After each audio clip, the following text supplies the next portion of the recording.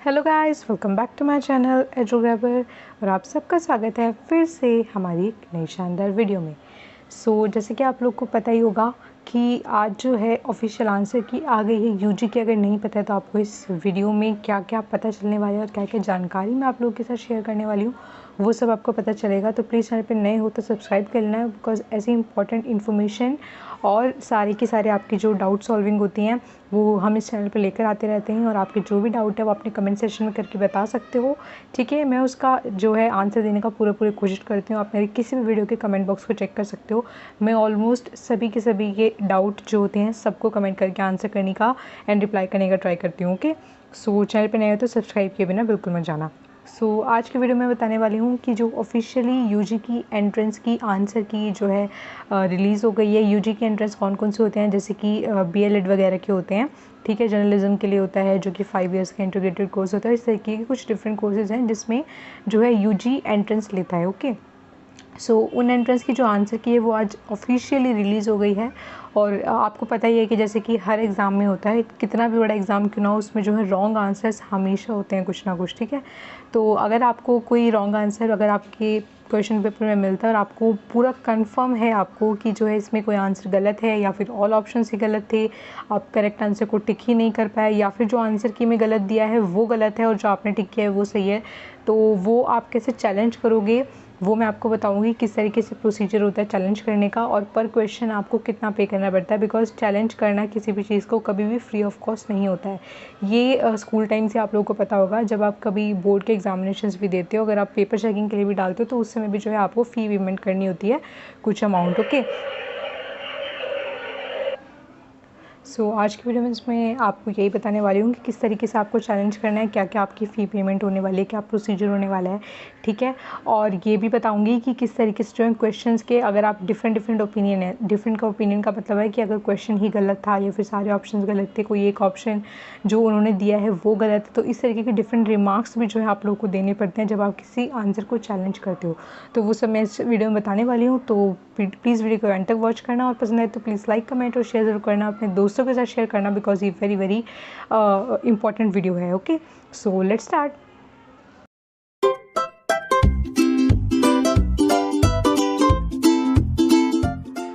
जैसे कि आप लोग मेरी स्क्रीन पर देख ही रहे होंगे कि मैंने खोला हुआ है एक पब्लिक नोटिस जो मैंने एनटी की ऑफिशियल वेबसाइट से जो है डाउनलोड किया है। आप यहाँ पर डेट भी देख सकते हो, यहाँ पे लिखा हुआ 8 अक्टूबर 2021। यहाँ पे लिखा है display of provisional answer keys and question paper of undergraduate courses with recorded responses for answer key challenge for Delhi university entrance test.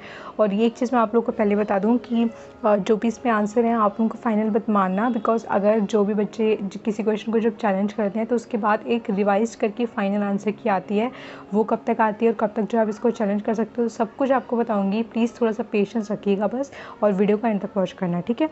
मैं आपको एक एक करके आपके जितने भी आपके माइंड में डाउट है वो सबको क्लियर करने की ट्राई करूँगी, ठीक है। तो यहाँ पे लिखा है the Delhi university entrance test, जिसको हम ड्यूएट भी बोलते हैं, वॉज कंडक्टेड बाय एनटी। आप सबको पता ही होगा कि अब मोस्टली जितने भी जो है एंट्रेंस एग्जामिनेशन होते हैं वो एनटी यानी कि नेशनल टेस्टिंग एजेंसी द्वारा ही कंडक्ट किए जाते हैं। और जो ड्यू के एंट्रेंस एग्जाम थे वो 26 तारीख से शुरू हुए थे, जो कि 1 अक्टूबर तक चले थे। तो उस बीच में जो भी यूजी के जो एंट्रेंस टेस्ट पड़े थे यानी कि अंडर ग्रेजुएट कोर्स में एडमिशन लेने के लिए, और उन सब की जो आंसर की ये ओनली वही है, पीजी के कोर्सेज़ की नहीं है, बिकॉज पीजी के कोर्सेज़ भी इन्हीं डेट्स को हुए थे, लेकिन पीजी के लिए भी बाद में आएगी। ओके, यहाँ पे इन्होंने वेबसाइट भी दे रखा है, आप मेरी स्क्रीन पर देख सकते हो, मैं आपको दिखा देती हूँ। यहाँ पे लिखा है the national testing agency has uploaded the provisional answer key along with the question paper with recorded responses on website this, ठीक है। इस वेबसाइट को आप कैसे ओपन करोगे, सिंपली ये जो नोटिस है मैं आपको जो है अपने टेलीग्राम चैनल पे डाल दूँगी। अगर आपने हमें टेलीग्राम पे ज्वाइन नहीं किया तो प्लीज़ ज्वाइन ज़रूर कर लेना, वहाँ पे सारी इंपॉर्टेंट इन्फॉर्मेशन जो है डालती रहती हूँ, और अपनी वीडियो के जितने भी पीडीएफ्स होते हैं, पीपीटीज़ होती हैं, सब कुछ वहाँ पे अपलोड करती रहती हूँ और आपके डाउट्स भी लेती रहती हूँ, ठीक है। तो प्लीज़ वहाँ पे जो है ज्वाइन करना बिल्कुल मत भूलना।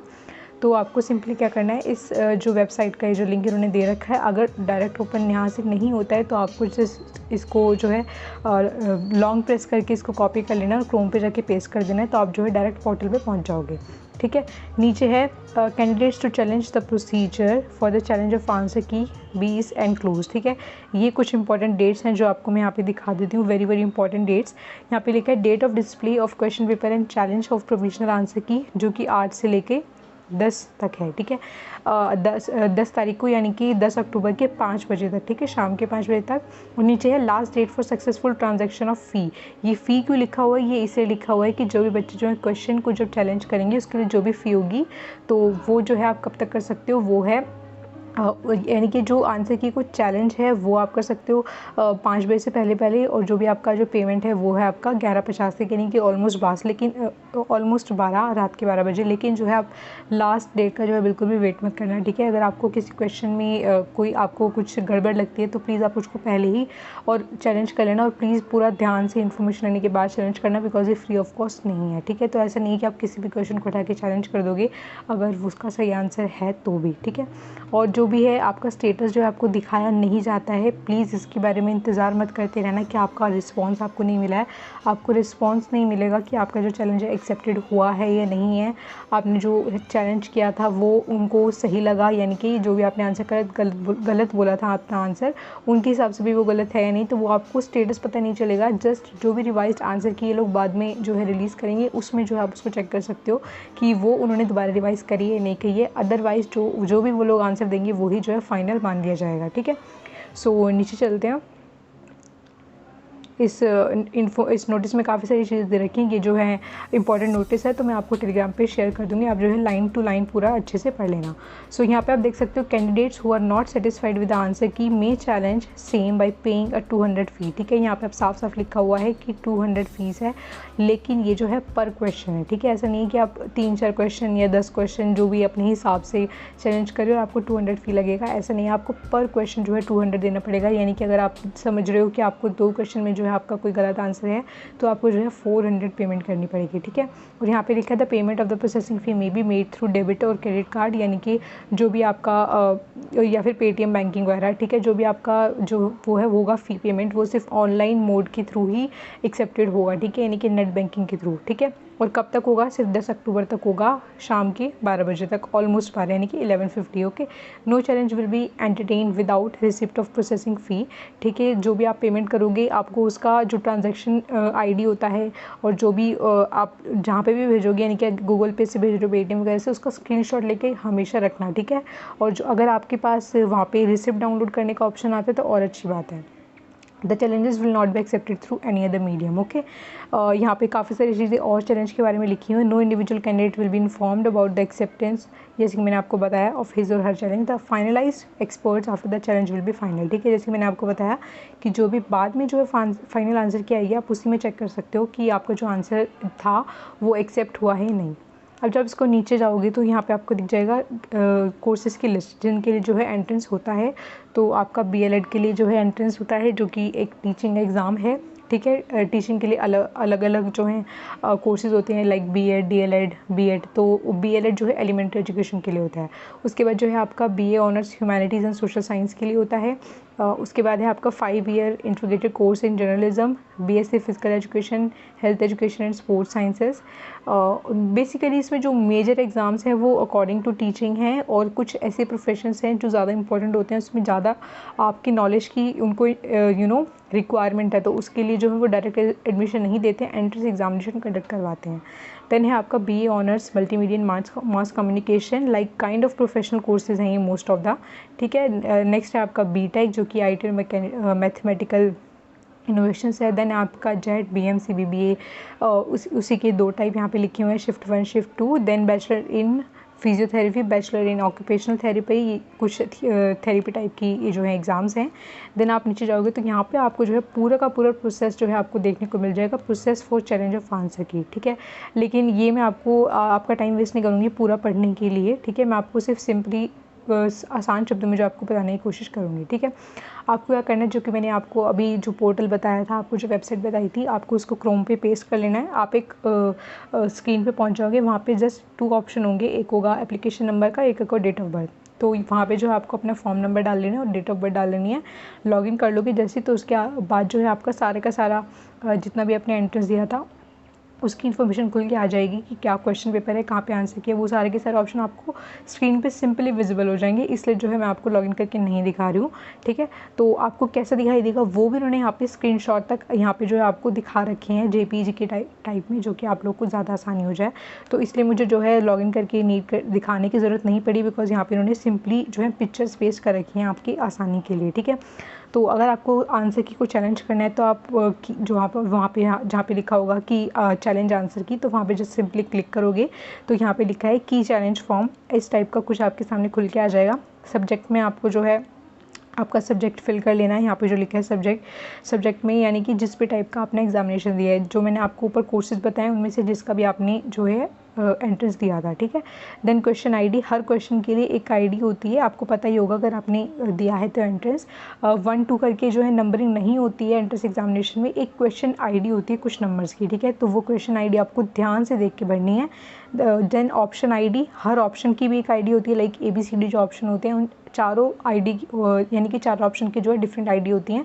तो जो भी आप ऑप्शन के लिए जो है डालना चाह रहे हो तो वो आपको ऑप्शन आईडी डालनी है। देन है नेचर ऑफ चैलेंज, इसमें आएगा वो जो मैंने आपको बताया था ना कि आपको अपना एक्सप्लेन करना पड़ेगा कि क्या चीज़ आप चैलेंज कर रहे हो, आप क्वेश्चन को चैलेंज कर रहे हो कि उसके सारे क्वेश्चंस यानी कि जो उसके सारे ऑप्शन है वो गलत है, या फिर जो गिवन आंसर है वो गलत है, या क्वेश्चन ही गलत है, क्वेश्चन सेटर ने जो है क्वेश्चन ही गलत सेट किया है। तो इस टाइप का जो भी आपको जो है वो यहाँ पे सेलेक्ट कर लेना है।